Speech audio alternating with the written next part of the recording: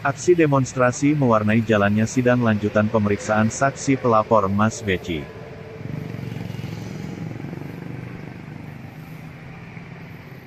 Sekitar 14-20 orang massa peserta aksi datang menggunakan mobil plat merah S7263 WP.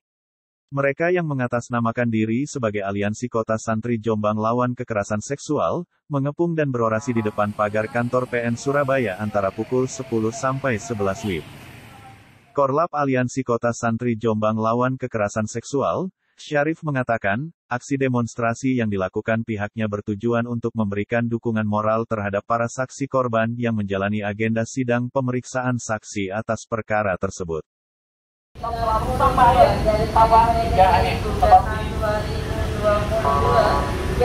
Ini adalah aksi kami yang kesekian kalinya. Ini adalah aksi kami turun jalan yang kesekian kalinya. Dan mudah-mudahan ini adalah aksi yang terakhir, sehingga habis itu akan ada putusan yang memberikan sanksi yang luar biasa kepada korban, kepada tersangka, kepada terdakwa, agar kasus ini tidak terulang lagi.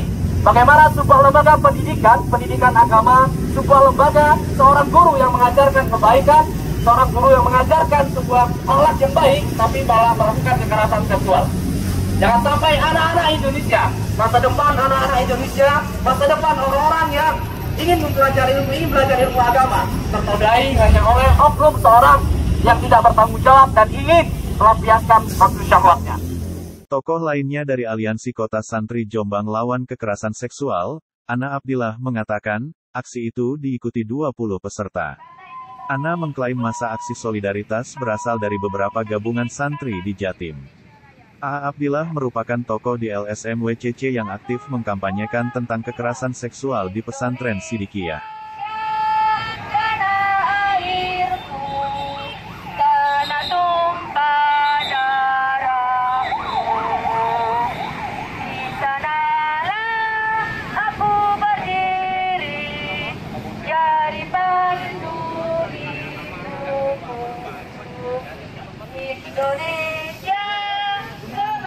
Terjadi dialog dari Kompol Ariski, Kapolsek Sawahan Polrestabes Surabaya, dengan Korlap Aliansi Kota Santri Jombang Lawan Kekerasan Seksual bahwasanya aksi mereka belum berkoordinasi dengan pihak Polres Sawahan, sehingga diberikan waktu orasi hingga pukul 11 waktu Indonesia Barat.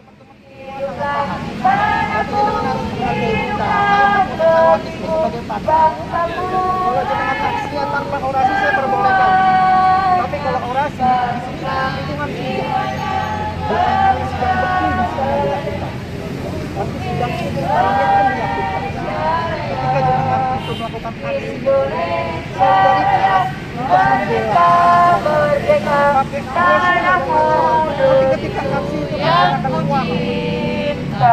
Indonesia Raya merdeka merdeka.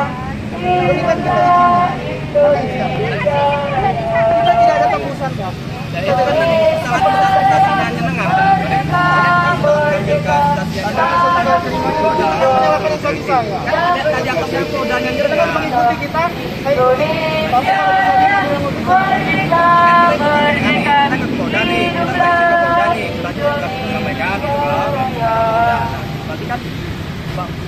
Bawaannya jenengan kan harus ada dari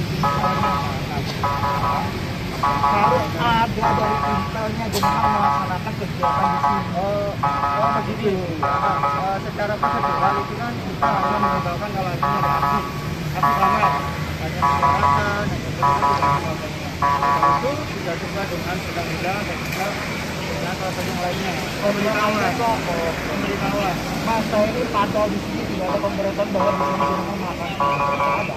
Kami sudah mengirimkan ke pengadilan. Logikanya kita udah kirim fisik, maka kita ditanya fisik kan mobil. Ya kita kan sudah kirim ke Kapolda. Harusnya Mbak, jenengan itu ada melaksanakan kegiatan kita itu ditembusin Mbak. Ya maksudnya Ya ada tembusan kepada kita yang ada di dalam pengadilan negeri Surabaya yang sekarang sedang memperjuangkan hak-haknya. Ada mereka tersebut. Ada Mbak, masalah jenengan mau orasi, mau pakai mobil, mau mana masalah. Dua, tiga. Itu kegiatan seperti ini, pengamanan kita bukan hanya pengamanan dia, tapi jenengan juga kita amankan.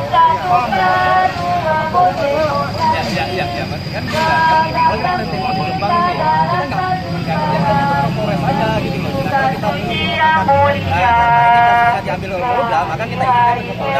Sekitar pukul 12.41 waktu Indonesia Barat sidang Mas Beci selesai, dan terlihat Mas Beci diantarkan menuju mobil tahanan.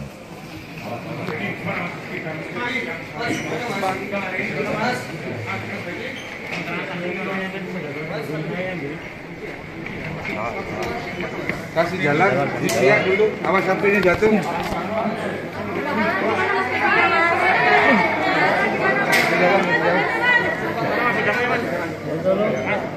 Pelan-pelan. Awas belakang, belakang. Awas belakang. Awas belakang.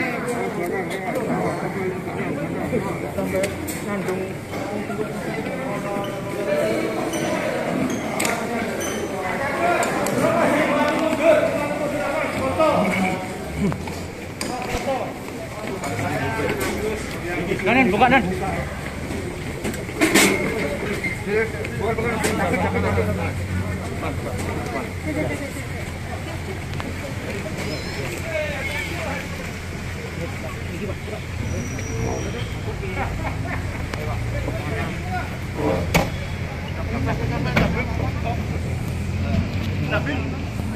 Berikut pernyataan kuasa hukum Mas Beci, Bapak Gede Pasek Suardika, seusai sidang tertutup Mas Beci.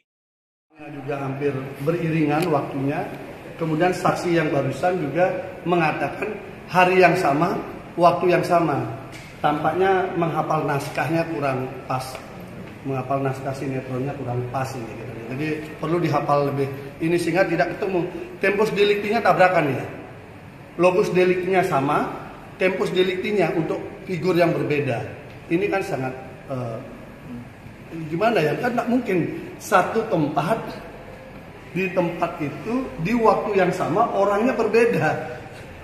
Yang satu mengaku dari jam 10 sampai jam 5 pagi, yang satu mengaku dari jam 2:30 sampai pagi.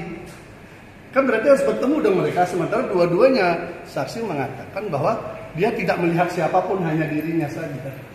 Itu, tapi yang sama di antara semua adalah tidak ada pemaksaan, tidak ada ancaman kekerasan karena mereka mengaku buka baju sendiri. Itu aja. Banyak kena tadi. Dan saya sendiri bingung juga. Saya sendiri bingung juga kan, kemudian nangani kasus dakwaannya pemerkosaan tapi kisahnya seperti itu gitu. Saya sendiri masih bingung juga. Biasanya kalau pemerkosa itu paling nggak ada perlawanan, ada kancing yang lepas atau apa, ini kan nggak ada sama sekali. Pak, tapi tadi dari tim JPU bawa barang bukti banyak sampai 1 box tadi Pak. Gimana? Kalau barang bukti banyak kan punya nilai atau tidak kan itu yang paling penting. Kalau nggak ada nilai, mau satu kontainer juga nggak ada nilainya kan. Yang paling penting nilainya adalah apakah peristiwa itu fakta atau fiktif. Sementara dari dua saksi ini novel fiksi yang mungkin dinaikkan dalam ruang sidang pengadilan. Setelah peradilan opini di luar dimasukkan ke dalam. Saksi itu santri atau gimana Pak? Ya intinya dua saksi yang baru dihadirkan. Nanti kan ada lagi, kami besok sidang lagi setelah sholat Jumat. Jadi maraton mungkin bisa sampai malam. Agendanya intinya kita sama-sama mencari keadilan. 2 orang lagi berarti besok. Saya nggak tahu berapa, kita ikut aja karena masih jatahnya JPU kan. Kita hanya baru merespon aja. Ini tadi berapa? 1. Memang agak baru 1 ya. karena kan mencocokkan waktu kan. Jadi ada banyak sekali misalnya yang satu cerita bahwa waktu dia terima WA dengan ini, nanti yang ini mengatakan beda gitu loh. Padahal peristiwanya sama. Tampaknya itu aja. Memang menghafal naskah itu tidak mudah. Tapi yang muncul adalah kesesuaian. Ada satu figur yang berkali-kali disebutkan bertemu dengan yang bersangkutan itu. Seorang ibu-ibu. Itu waktu kejadian sempat dinikahi sini kan? Waktu kejadian sempat dinikahi sini gitu. Sumpah mubahalah kan sudah ditawarkan. Tapi tampaknya saksi yang pertama kan tidak merespon. Saksi yang pertama sudah tidak merespon kan, bagaimana udah disampaikan ke majelis hakim. Kalau memang mau bagus juga dijalankan kan. Karena saya percaya kalau di saya percaya hukum karma gitu loh. Sekarang aja lihat siapa yang merekayasa kasus ini, sebentar lagi kena kasus. Ya kan, teman-teman lihat sendiri lah. 303 kan masih jalan. Sebentar lagi kena itu yang merekayasa kasus ini. Itu waktu proses ada ijazah kabul. Enggak ada. Apa ini?